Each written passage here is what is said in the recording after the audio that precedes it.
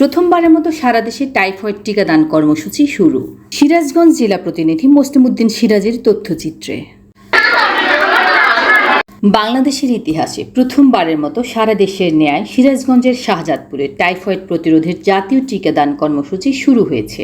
রবিবার 12 অক্টোবর 2025 সকালে উপজেলা স্বাস্থ্য কমপ্লেক্সে ও পরিবার পরিকল্পনা কর্মকর্তা ডাক্তার মোহাম্মদ মাসুদ রানা শাহজাদপুর রংধনু মডেল স্কুলে টাইফয়েড টিকা কার্যক্রমের শুভ উদ্বোধন করেন।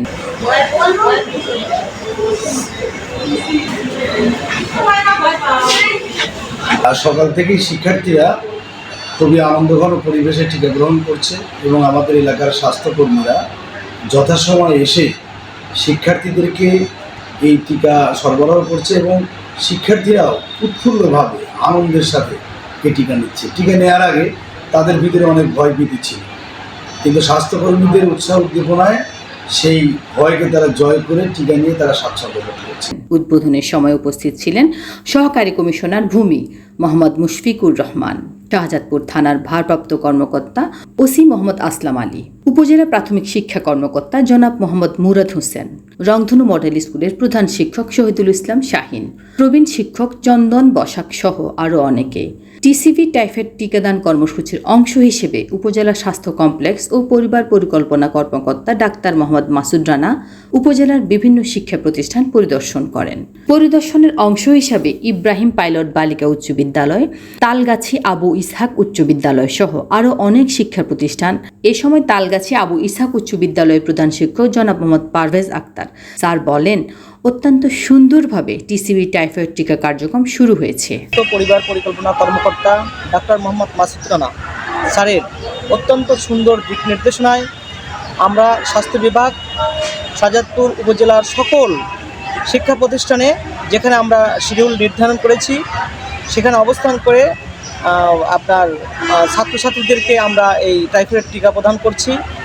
আমাদের এই টাইফয়েড টিকা অত্যন্ত সুন্দর সুশৃঙ্খলভাবে সকল ছাত্রছাত্রী গ্রহণ করছে এবং অত্যন্ত একটি মনোরম পরিবেশ, উৎফুল্ল পরিবেশে তারা সানন্দে তারা এই টিকা গ্রহণ করছে। আমাদের সকল শিক্ষার্থীরা অত্যন্ত আনন্দের সাথে এই টিকা গ্রহণ করেছে। স্বাস্থ্য বিভাগের কর্মীরাও অত্যন্ত আনন্দের সাথে টিকা প্রদান করে স্বাচ্ছন্দ্য বোধ করেছেন। আমি আশা করি প্রতিটি অভিভাবক সচেতনভাবে অংশ নেবেন এবং তাদের সন্তানদের টিকা নিশ্চিত করবেন। যে সকল শিক্ষার্থীরা রেজিস্ট্রেশন করেছে তারা তো টিকা নিচ্ছে। যে সকল শিক্ষার্থীরা এখনও রেজিস্ট্রেশন করতে পারে নাই বা রেজিস্ট্রেশন করে নাই তাদের নাম, রোল, শ্রেণী, জন্ম নিবন্ধন আমরা সংগ্রহ করে স্বাস্থ্যকর্মীদের নিকট দিয়ে অনলাইনে এন্ট্রি করে তাদেরকেও টিকা দেওয়া হবে, তারাও টিকা পাবে।